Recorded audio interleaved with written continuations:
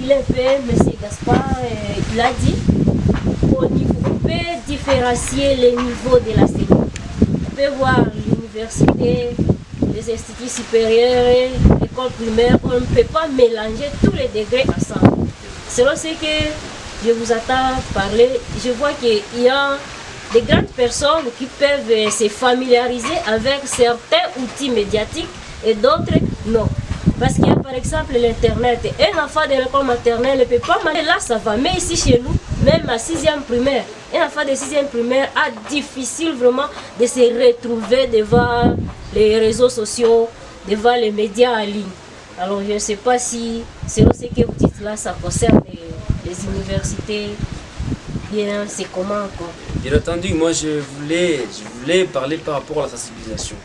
Vous avez dit qu'il faut peut-être qu'il y ait des gens qui vont sensibiliser les gens dans des villages où il n'y a pas des postes récepteurs, où il n'y a pas de réseaux. Moi je me disais que, par exemple, notre jeunesse de Butembo, aujourd'hui qui est habituée à des réseaux sociaux, Facebook, WhatsApp, Twitter, ainsi de suite, et par exemple, si notre État pourrait aussi favoriser nos frères qui habitent dans des villages, au moins pour que chacun ait la possibilité d'acheter ne fût-ce qu'un poste récepteur, puisque nous avons beaucoup de problèmes. Il y a des parents qui ne peuvent même pas s'acheter quelque chose, même des piles, c'est compliqué. Il n'y a pas d'énergie, il n'y a pas de courant. Et même si on peut avoir un poste récepteur, on peut pas avoir la possibilité peut-être d'en trouver. Donc c'est grave. Et si notre État pouvait nous aider de cette façon-là, je pense que ça pourra atteindre de jour en jour la population. Et à quelques jours seulement, nous allons avoir nos enfants être habitués à cela. Mais il faudrait en même temps que les programmes sont aussi adaptés au niveau national, pas seulement aux grandes villes. Puisque à Kinshasa, par exemple, même les Koulous ne parlent français. Donc tout le monde maîtrise le français. Alors que chez nous, c'est complexe. En tout cas, c'est difficile. Il y en a même des enseignants qui ne savent pas bien parler français. Et c'est grave. Donc il faut voir comment adapter. Peut-être si on peut enseigner à langue nationale. Par exemple, on dit, bon, au niveau de l'Est, on va essayer un peu de renforcer avec Kiswahili. Et comme c'est au niveau local ici à Butembo, on parle beaucoup Kinandé, et intégrer aussi un peu de Kinandé, pour que ceux qui nous écoutent au niveau des banlieues soient aussi à même de s'approprier la matière. Et en même temps, ceux qui seront à Lubumbashi, à l'Équateur, bon, ils vont parler le Lingala, le Kiluba comme il se doit. Merci. Par rapport au programme du gouvernement, à faire passer l'enseignement par des radios, c'est une bonne chose. Parce que le gouvernement, là ça montre bien que le gouvernement a les soucis de faire évoluer nos enfants, a les soucis de faire évoluer notre éducation. Mais ce qui est regrettable est que ce programme n'est pas adapté au niveau du Chili. Parce que moi je me pose une question, je me dis, il est vrai que l'enseignement sera diffusé. Pendant qu'il y a l'enseignement, il y aura des moments où on doit évaluer les enseignants. Maintenant, en y arrivant, je me pose la question. S'il y a par exemple un enfant qui voudrait poser une question, où est-ce qu'il peut passer pour atteindre l'enseignant? Ça, c'est une difficulté. Quand l'enseignant veut évaluer ses enfants, comment il va comprendre que cet enfant a bien assimilé la matière et que l'autre n'a pas encore assimilé pour qu'il puisse quand même, pour qu'il puisse enfoncer la matière afin que celui qui n'a pas bien compris puisse quand même comprendre et faire entrer ce qu'il venait d'écouter de l'enseignant. Pendant que dans la pédagogie, on dit pour enseigner John, il faut connaître John. Normalement, c'est ça. Vous êtes en train de dire là. Oui. Ok. C'est ça. Alors, c'est ce que je suis en train de voir que cette méthode n'est pas adaptée. N'est pas adaptée. Il faudrait que le gouvernement puisse encore se mettre pour voir comment sélectionner les méthodes. Mais dire qu'en tout cas, l'enseignement sera diffusé à la radio, ça c'est vraiment une méthode qui n'est pas adaptée et qui ne sera jamais adaptée parce que là où il y a l'enseignement, il faut qu'il y ait aussi l'évaluation. Il faut qu'il y ait aussi un enfant qui pose des questions. Pendant qu'il n'y a pas quelqu'un qui pose des questions. Mais l'enseignant semble être monologué. En tout cas, l'enseignant n'aura pas le temps d'évaluer ses enfants. Donc c'est un enseignant. Il sera considéré comme des enseignants incompétents. Parce que l'enseignement n'est pas à considérer à une église par exemple. Donc l'enseignement n'est pas vraiment une église où on doit venir prêcher. Bon, les chrétiens seront là pour accepter tout ce qu'on va dire. Non, il faut que l'enfant voie, il faut que l'enfant touche, il faut que l'enfant puisse faire entrer la matière. C'est ce que je peux dire par rapport à ce programme du gouvernement. Oui, je signale que M. Delphin, vous êtes appartenant à l'IOR. Oui. D'une façon générale, dont vous venez de parler là, c'est de l'enseignement, l'ampleur de l'enseignement général, au niveau primaire surtout.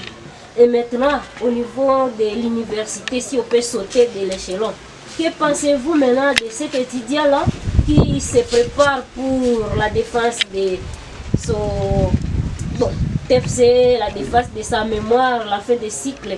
D'ici là, il faut défendre. Alors, que pensez-vous de celui-là? Bon, ce que je peux dire par rapport maintenant à l'enseignement à l'université, en tout cas, à l'université, là, normalement, si il faut enseigner, si par exemple, on peut adapter une bonne méthode, là, il faudrait normalement, comme nous sommes au Congo, on n'est pas encore évolué. Nous devons normalement partir par des méthodes adaptées.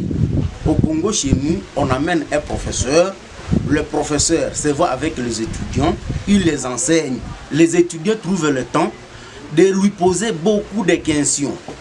Et c'est à partir d'ailleurs des questions que l'étudiant assimile la matière. Mais par rapport aux mémoires, au TFC, en ce temps, les étudiants sont en train de se voir avec leurs encadreurs, avec leurs directeurs de mémoire de TFC. Ils se voient, ils sont en train de travailler. Lorsque la maladie sera éradiquée, ils vont recommencer avec les cours. Et je pense qu'ils ne vont même pas aussi durer longtemps pour défendre. Il faut faire quelques jours des enseignements. Ils finissent avec les enseignements et ils défendent sans problème. Parce que j'ai trouvé au moins une affaire de 5 étudiants. Ils disent qu'en tout cas, ils sont en train de travailler très vite. Pensez-vous qu'il n'y a pas une méthode liée à l'enseignement en ligne? Est-ce qu'on ne peut pas enseigner ces étudiants-là en ligne sur l'Internet? Les enseignements en ligne, madame, ne sont pas adaptés chez nous. Imaginez-vous, il n'y a même pas... C'était en février. En février, il y a eu une défense là chez nous. Alors il y avait maintenant des lecteurs, voire même des enseignants, directeurs, qui intervenaient à partir de l'Europe. Mais c'était difficile pour nos étudiants à y sortir. C'était en ligne. C'était très difficile. Alors les enseignements en ligne ne sont pas adaptés. Donc nous attendons à ce que la maladie puisse être éradiquée et que les enseignements commencent très bien. Mais dire qu'en tout cas, on va nous amener des enseignements en ligne là, c'est nous amener. Donc augmenter une difficulté sur une autre. Ce qui va encore compliquer davantage. Bien, je tiens à vous remercier, M. Delphin. Ok, si on peut passer chez votre prédécesseur, lui qui a une idée, si ce que je viens de dire. C'est la question.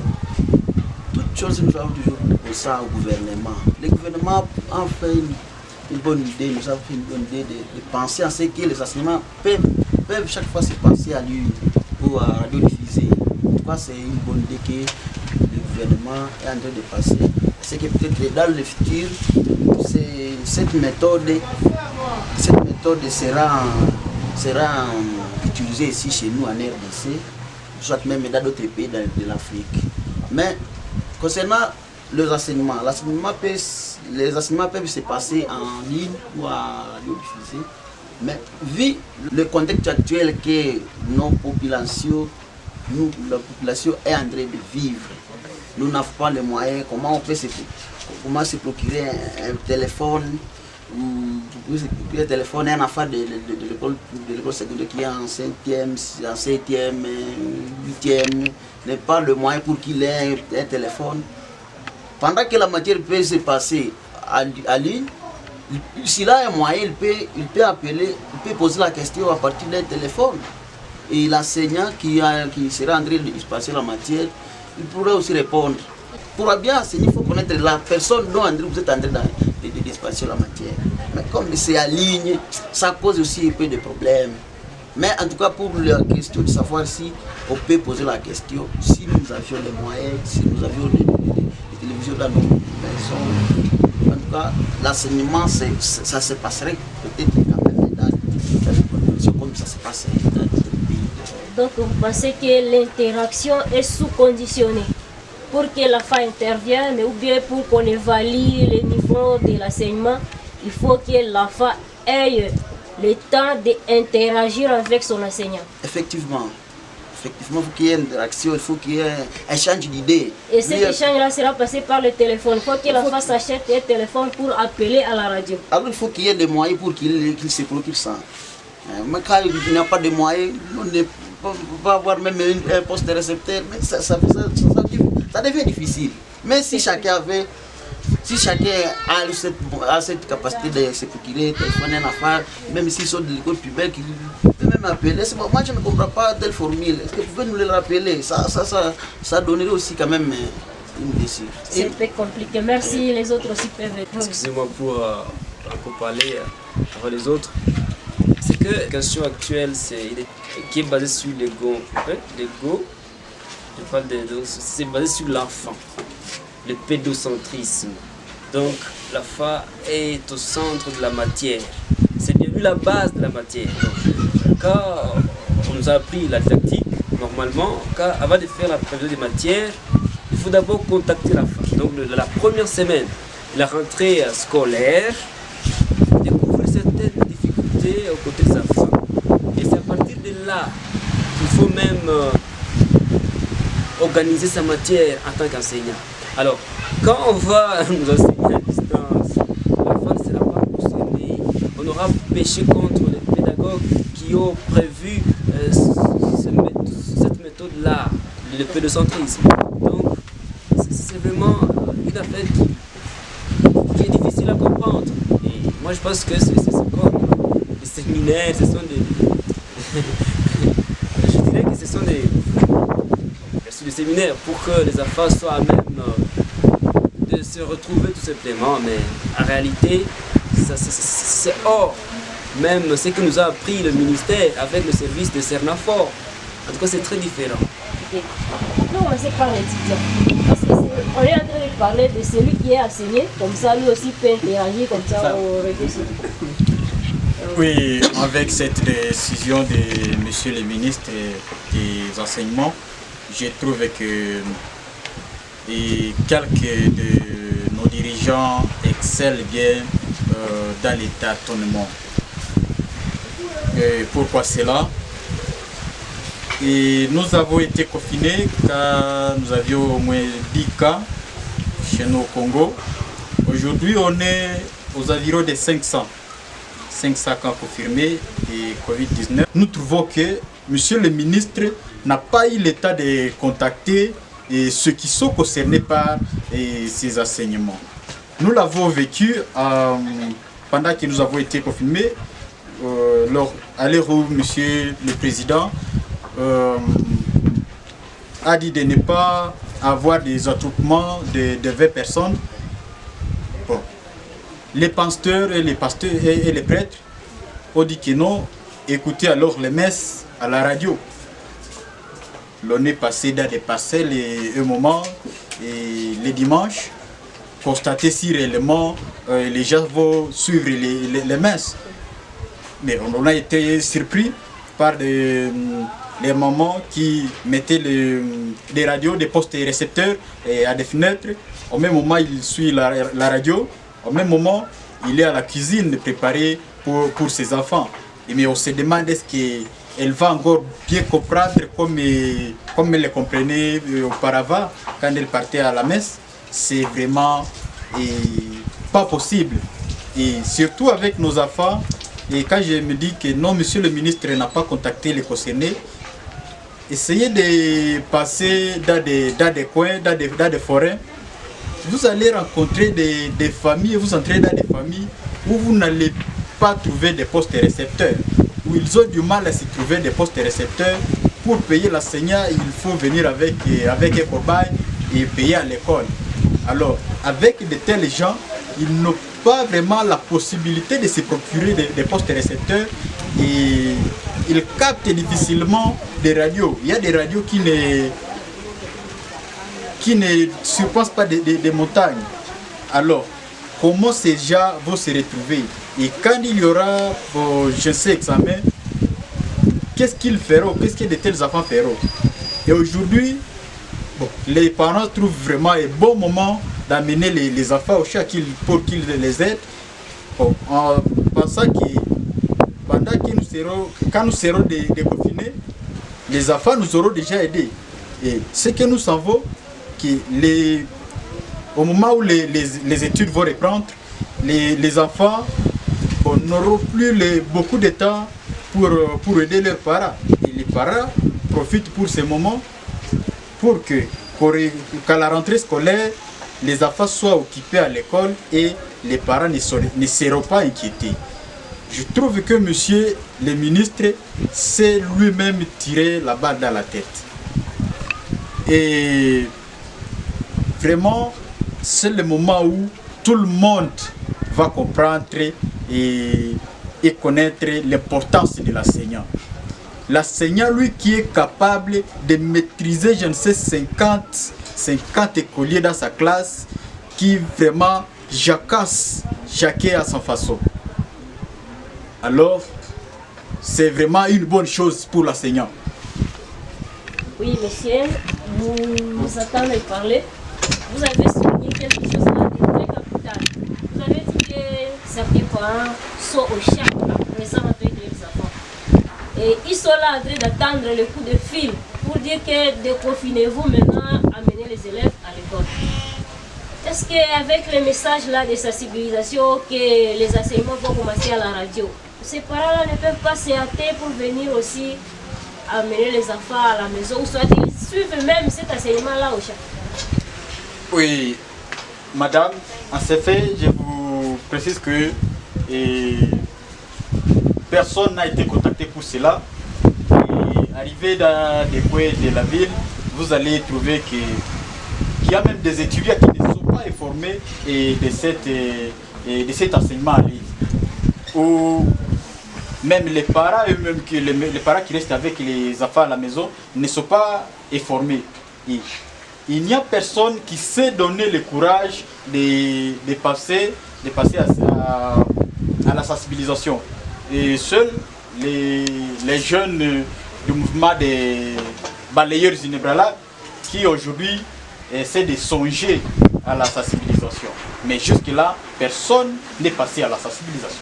Il n'y a pas de visibilité concernant les enseignements à lire. Même vous pouvez faire un peu balader dans le quartier, vous allez demander aux enfants, même aux enfants de différents niveaux, niveau primaire, niveau secondaire, ils ne connaissent pas ce qu'il y aura un enseignement à lire.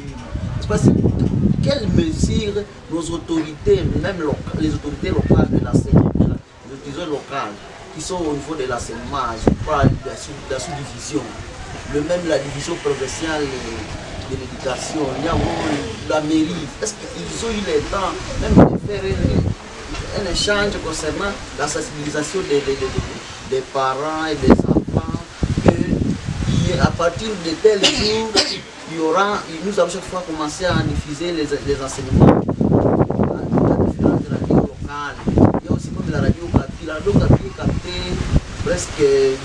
presque partout en RDC. Est-ce qu'ils ont eu l'état de sensibiliser, comme mon mon prédécesseur l'a dit, il y a des enfants qui sont au village, trop loin, même nos chaînes locales n'y parviennent pas. Peut-être la radio monde qui arrive seulement avec beaucoup de difficultés aussi. Oui, avec beaucoup de difficultés. Mais quand même, s'ils sont chacun, est-ce qu'ils auront l'état même de suivre les enseignements diffusés? Il faut que nos autorités passent d'abord, il faut qu'il y ait une sensibilisation qui est bien concentrée pour que les enfants aient quand même 7 ans. Ils ont l'état même de suivre ces enseignements à l'université. Justement, par rapport à la conclusion, c'est d'abord pour moi une fierté d'être sélectionné parmi ceux qui ont participé à cette émission. Et d'entre des jeux, je veux remercier ceux qui sont venus nous voir, nous contacter par rapport à ça. Et donc c'est une fierté pour nous. Et je vais partir de ce que les enfants viennent de dire tout à l'heure. Eux ne comprennent pas comment on peut enseigner à distance. Ils ont besoin de vivre la matière, de la toucher, d'être en contact avec les enseignants. Et bien sûr, c'est leur point de vue. Mais comme il paraît d'ores et déjà impossible, d'autant plus que nous devons être à distance, on doit prendre les distances. Et je pense que dans les premiers temps, il faut procéder par une sensibilisation avancée, comme ce qui était en suspense. Donc, si le maire de ville, les bourgmestres, les chefs de quartier, donc les chefs de cellule peuvent aussi s'impliquer et chercher quelques groupes, bon, bien sûr dans chaque cellule, qui peut être mobilisés pour aller contacter des enfants de maison, comme le font les amis de vaccination, et dire, bon, chez les enfants, suivez la radio, ou bien même qu'il y ait quelqu'un, une seule personne passée dans la cellule, comme on le fait lorsque quelqu'un est mort avec les Sulamouma. En tout cas là-bas, vous suivez tout ça, Sulamouma, ça s'est fait comme ça. Alors les enfants pourraient être aussi concernés.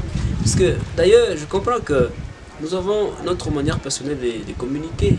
C'est pas seulement avec la radio comme on le disait au départ. Puisque chez nous, par exemple, nous avons les amis des groupes de pression qui savent communiquer directement. Ils ne parlent pas trop à la radio, mais bon, eux, à leur niveau, ils mettent des tracts et tout le monde est informé. On dit, au Maïkomoville ou quoi, ben, ça fait peur. Ils sont informés au même moment. Donc, je ne sais pas si ils sont intelligents plus que notre mairie pour former vite la population et que notre gouvernement ne soit pas même de nous informer. Donc, si on peut procéder comme ça, communiquer directement à notre niveau avec des lance-voix, avec des tournées dans des quartiers, dans des parcelles, je pense que nos enfants seront concernés.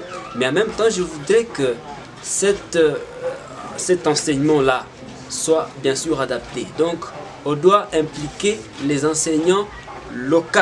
Il ne faudrait pas qu'il y ait des professeurs d'université qui vont enseigner les enfants de l'école primaire.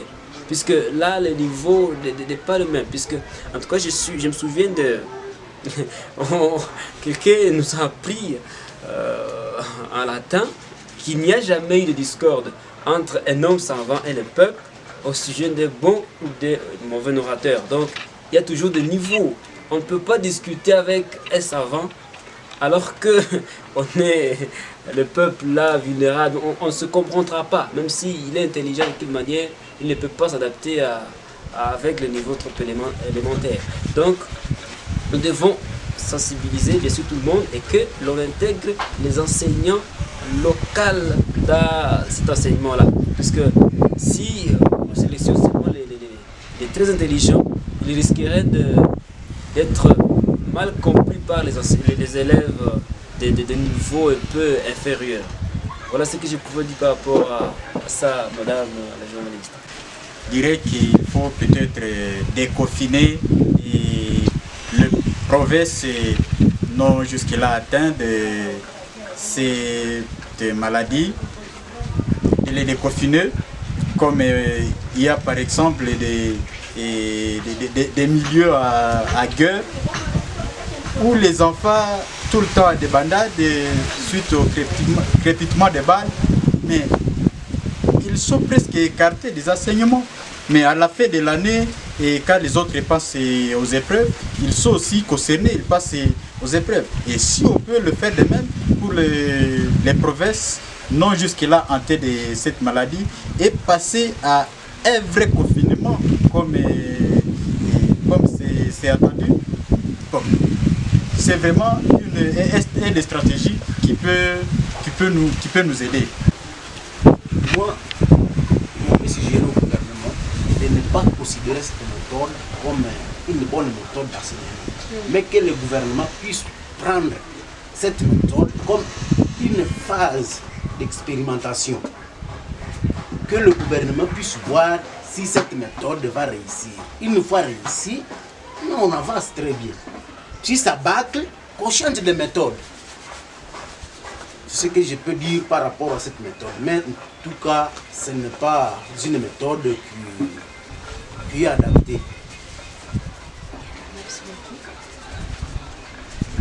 Ok, chers téléspectateurs, nous disons merci pour votre participation. Vous voyez que le débat a été un peu prolongé par rapport au thème du jour. Le thème a été très intéressant concernant la journée du 30 avril 2020 en République démocratique du Congo et surtout précisément ici chez nous à Butembo où nous vivons plusieurs cas de confusion, de contradictions. Il y a le confinement à côté, de l'autre côté on parle de guerre. Bon, voilà que les amis viennent un peu de décortiquer le sujet. Et nous disons merci, restez branchés, on sera avec les enfants dans quelques instants dans notre émission prochaine. À la présentation, c'était Denise Kavira Kialwahi. Ici c'est Kambali Miet Gaspard. Je souhaite de bonnes fêtes à tous les enseignants de la République démocratique du Congo en général. On s'éloge du Sommou Alliance l'inébranlable. Ici c'est Kambali Msonga Delphin. Moi c'est Kambali Msebe à Alliance l'Invisible. Merci à vous tous de nous avoir suivis et bonne fête à tous les enseignants et élèves qui sont concernés